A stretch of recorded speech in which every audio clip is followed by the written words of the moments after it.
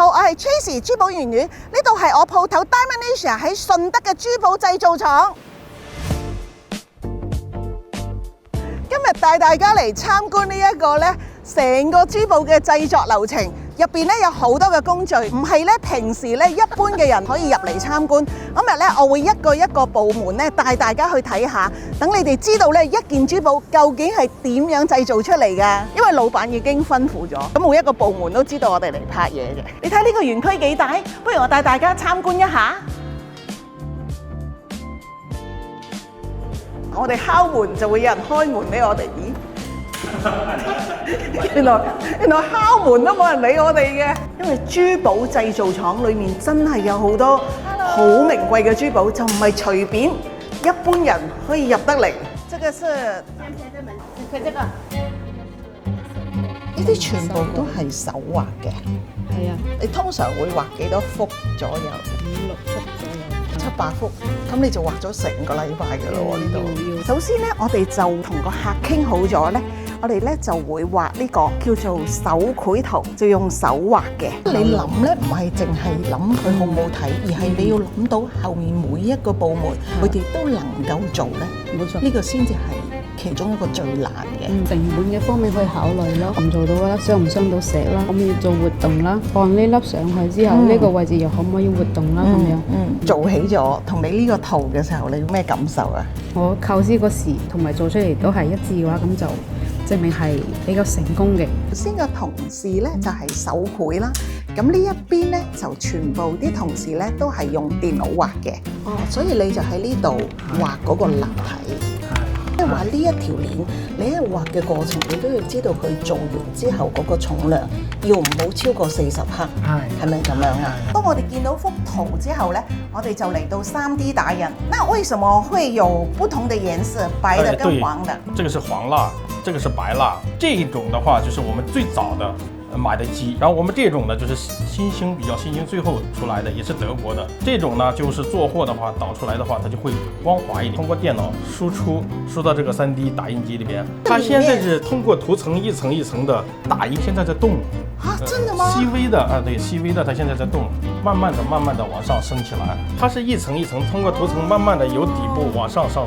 哦，3D 打印係第2個部門，咁第3個部門呢？打印出嚟呢啲咧，我哋就攞去鑄造，嗰啲金放落呢度用，跟住佢嗰個鑄粉嗰個咧就放落呢度，呢個叫做模板。呢度可能牽涉咗10個唔同嘅膠模大細。係啊，產嗰陣時，我哋咪要做好多件。即係下一次再做嘅時候，就可以再攞翻呢個膠模出嚟。跟住可以成批咁樣做。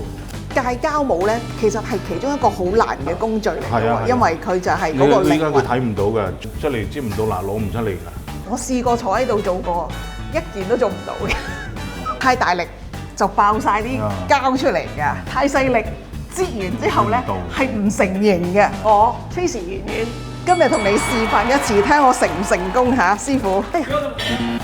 哦，你冇係咁撳啊嘛，對唔住，好滾㗎，放腳。攞得出嚟，好。哎呀，你睇下，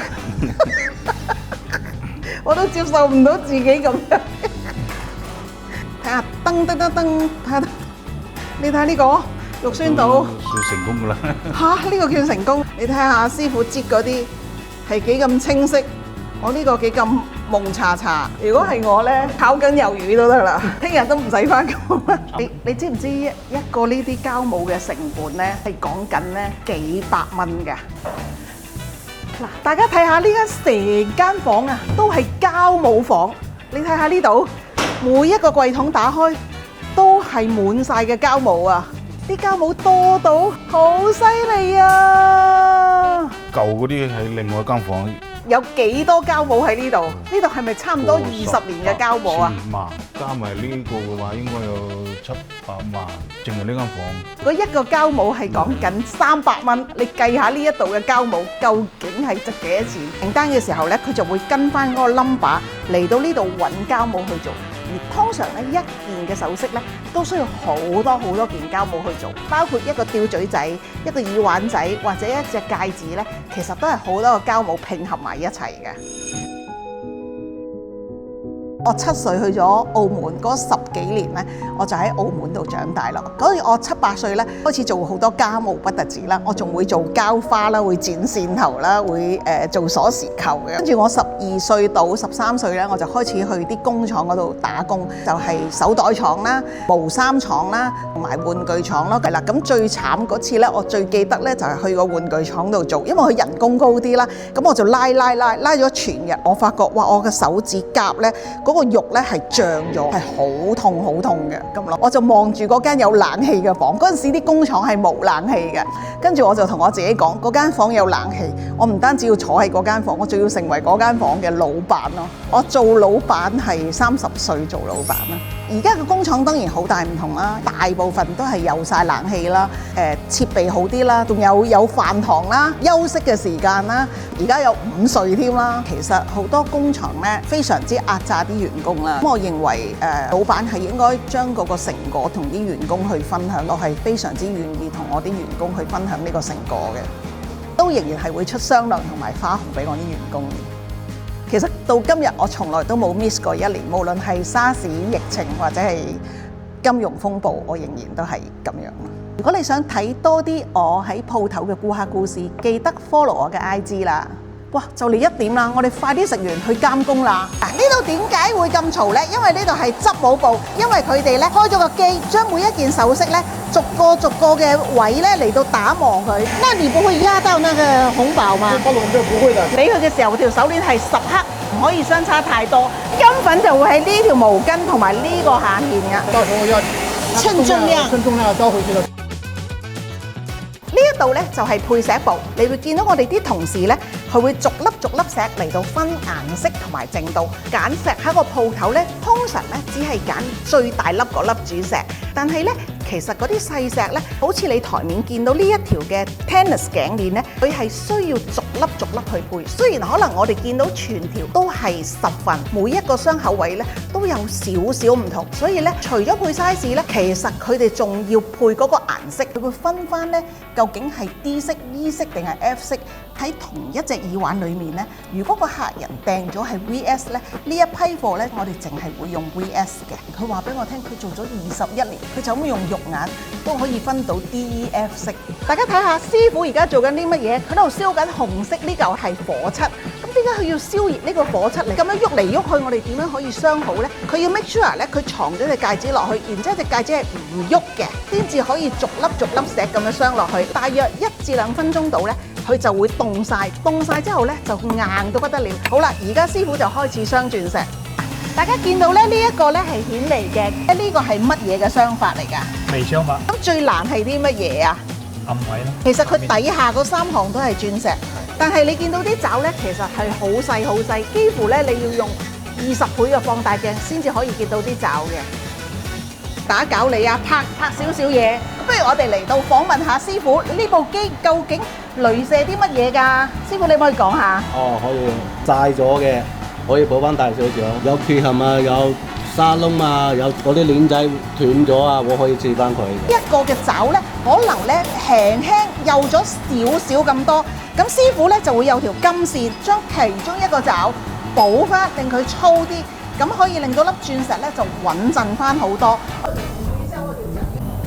呢度係拋光房，我哋入嚟睇下師傅平時係點樣拋光啲首飾。大家睇下我手上呢2隻戒指，邊隻係打磨咗，邊隻係未打磨？大家估唔估到呢？嗱，其實你睇下就知道㗎啦，呢隻就係已經打磨咗。但係師傅點解你手上呢一盤呢，係未鑲鑽石都攞嚟拋光嘅？因為佢底車亮咗再鑲上，如果唔係佢會灰啊個底啊。因為我哋要將底下每一個窿呢都拋到好光好靚，佢鑲出嚟嘅鑽石先至會閃發光嘅。好多人可能都有呢個疑問，究竟你鑲完粒石咁樣打磨會唔會花咗㗎？唔會啊，呢啲鑽石嚟㗎嘛，打磨就點打都唔會花。石原來你點樣磨點樣車佢都唔會花嘅。哦，打字印，師傅你喺度做緊咩？可唔可以分享下？我喺度打緊字印。哇，咁細隻戒指，你點樣打個字印落去？打字印係打啲乜嘢？可以係打你自己想要嘅字喎。例如我叫 Tracy， 我就可以將 TRACY 打落去，打一啲你有紀念價值，例如你結婚日子啦，最多人打就係 I love you 啦，或者係 forever 咁樣。而家就去電金啦。係啦，跟住將佢翹埋一齊，耳環就已經翹好咗。一陣間我哋就落去電金，呢度係電鍍房。師傅，不如你講解下頭先你綁完咗呢個耳環同戒指，咁而家要做啲咩呢？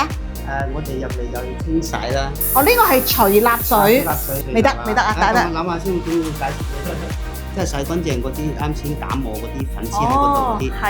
經過佢拋光啊，或者其他嘢黐有嗰啲蠟啊，或者嗰啲邋遢嘢喺上邊。喺個電鍍之前，一定要做好晒呢啲，然之後嗰個電鍍嘅水先至能夠將件首飾電鍍得佢又乾淨又靚。好啦，咁而家咧，你睇下會用純水再清洗多一次。呢個係18K 白金，所以電咗出嚟咧，一陣間咧就會白好多啦，黃黃地。原因係因為佢係750% 金嘅成分。哇！你見到好白啊，而家係冇經過人手，非常之乾淨。而家我哋 Q 下。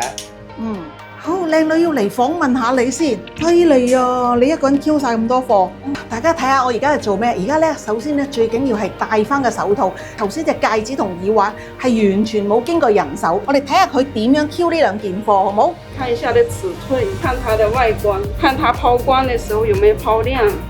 其實咧，我哋都有張工單，會寫得好清楚。譬如佢係乜嘢顏色、乜嘢淨度、戒指圈口係幾多。QC 咧就係最後把關嘅。經過咁多個工序，呢個就係製成品啦。哇！咁快就到啦！珠寶出咗廠就會嚟到我呢個批發商喺香港嘅 office。下一集我就會同大家一齊訪問下珠寶成個嘅製作流程係點樣嘅。下次見。哇！咁快就到啦！下一句係咩話？